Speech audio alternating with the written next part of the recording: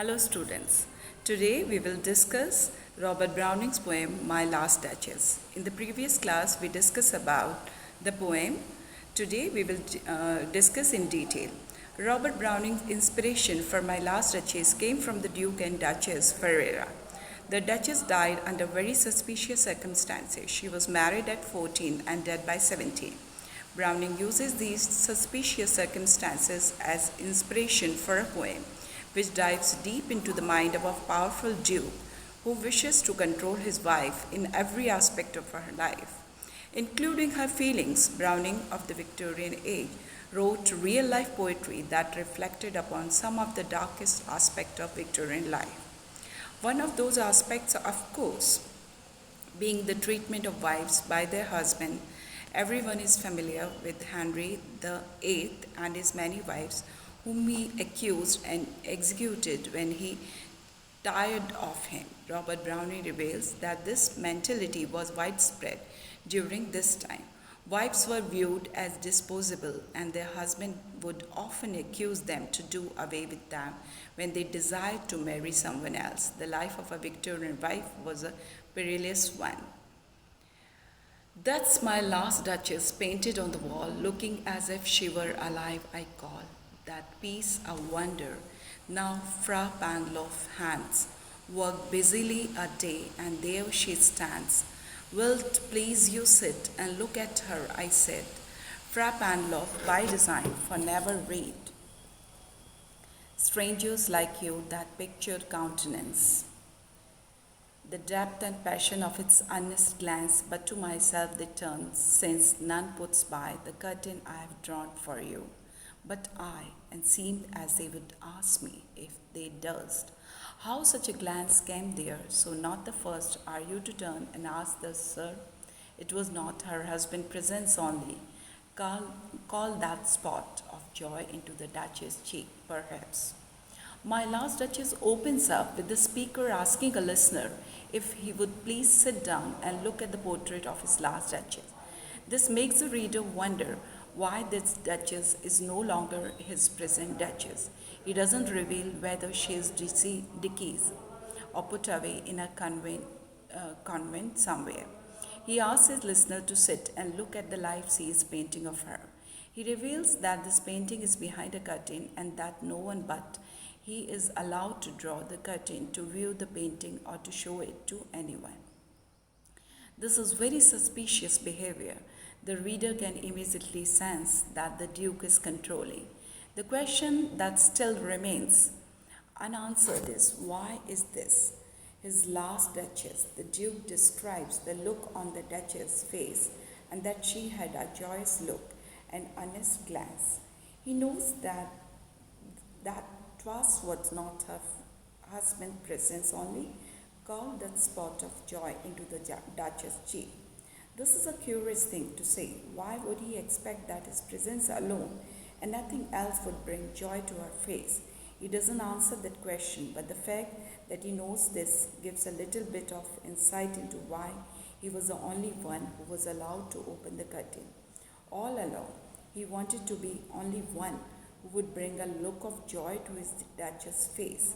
Now that she was put away somewhere and her life-size painting was on the wall, he could be the only one to ever see that look of joy on her face, because she would allow no one else to look at the painting without his permission. Suddenly our speaker seems somewhat psychotic. Fra Pangloss chanced to say, her mental lapse over my lady's wrist too much, or pain, must never hope to reproduce the faint half flush that dies along her throat. Such stuff was courtesy, she thought, and cause enough for calling up that spot of joy she had. How shall I say, too soon made glad, too easily impressed, she liked whatever. She looked on and her looks went everywhere. In this section of My Last Duchess, the Duke seems to be remembering his former Duchess and all that bothered him about her. It would seem that she was too easily pleased by everyone around her. The Duke was not happy with this. He did not like that. If someone like Fra Pangloss, we don't know much more about this character, were to tell her that her shawl covered her, risk too much, she would blush. The Duke did not like that she would blush at the flirtation of another man.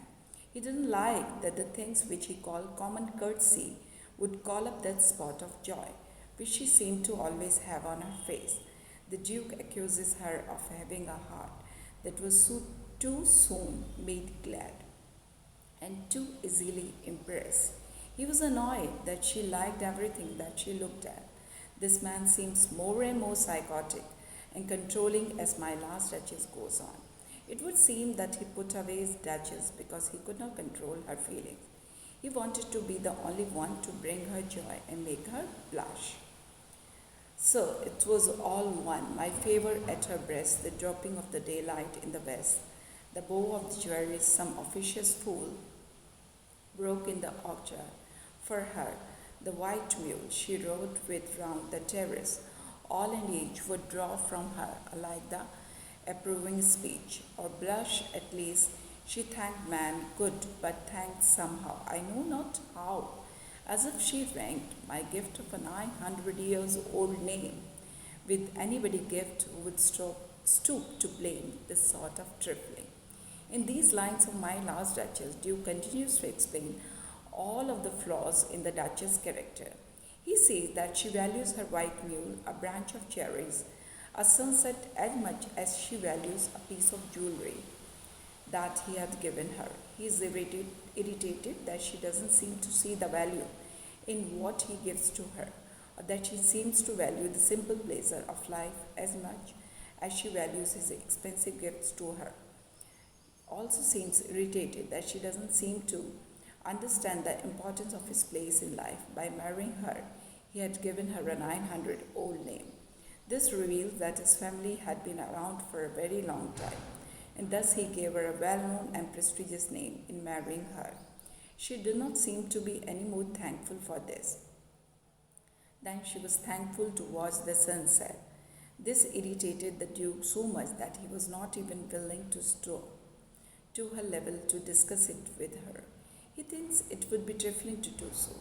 Even had your skill, speech which I have not, to make your will quite clear to such an one, and say just this or that in your discourse me. Here you miss or there exceed the mark, and if she lack herself be lessened so, not plainly set, her wits to yours, forsooth and made excuse, even then would be some stooping, and I choose never to stoop, oh sir, she smiled no doubt, whenever I passed her, but who passed without? Much the same smile, this grew, I gave command, then all smiles stopped together. There she stand, as if alive. We will that please your eyes, we will meet. The Duke continued to explain that he chooses never to stoop to discuss with his Duchess what made him so disgusted with her. Yet he seems quite comfortable discussing it with his listener. Perhaps he thought himself too high and mighty to stoop to talk to a woman, even if that woman was his wife. He admitted that she smiled at him pleasantly when he passed by, but it bothered him that everyone received that same smile from her. He explained that he gave commands and then all smiles stopped together. This causes the reader to feel sorry for the Duchess, and rightly so. She was a lovely, happy, smiling person. It seems that the Duke commanded her in such a way as to make her stop smiling together. He robbed her of her joy with his controlling attitude towards her. After explaining what happened when he commanded her, the Duke turns his attention back to the painting on the wall and says, there she stands as if alive. This suggests that the real Duchess is no longer alive. The Duke seems happier with the painting of her because he can control who gets to look at the joy in her face. The Duke then invites his listener to return downstairs with him. The company below then, I repeat, the Count your master, known munificent, is ample warrant that no just pretence of mine for dowry will be disallowed. Though his fair daughter's self, as I vowed at starting, is my object, nay, well, go together down, sir. Notice Neptune, though, taming a seahorse, though a rarity which claws of Innsbruck cast in bronze for me. This section of poem reveals the identity of the Duke's listener. He is the servant of a count in the land, and they are trying to arrange a marriage between the Duke or the Count daughter.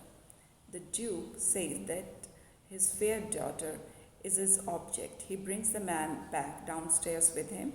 As they walk, he points out a bronze statue that was made especially for him. The statue is of Neptune taming a seahorse. Neptune, of course, is the god of the sea. This symbolizes the Duke, and the seahorse symbolizes any duchess he would acquire. The Duke views himself as a god, and he wishes to tame his wife to do whatever he wishes her to do, and even to feel whatever he wishes her to feel. This man is clearly demented and controlling, and the speaker in My Last Duchess reveals Browning ideas of his fellow men. This poem is loosely based on historical events involving Alfonso the Duke of Ferrara, who lived in the 16th century. The Duke is the speaker of the poem and tells us he is entertaining an emissary who has come to negotiate the Duke's marriage. He has recently been widowed to the daughter of another powerful family. As he shows the visitor through his place, he stops before a portrait of his late duchess, apparently a young and lovely girl. The Duke begins reminiscing about the portrait session, then about the duchess herself. His musing gave way to diatribe on her disgraceful behavior. He claimed she flirted with everyone and did not appreciate his gift of a 900 years old name. As his monologue continued, the reader realizes with ever more chilling certainty that the Duke in fact caused the Duchess' early demise when her behavior escalated. He gave commands, and all smiles stopped together. Having made this disclosure, the Duke returns to the business at hand, arranging for another marriage when another young girl, as the Duke and the emissary walk, leave the painting behind. The Duke points out other notable artwork in his collection. Thank you, students. In the next class, we will discuss another poem.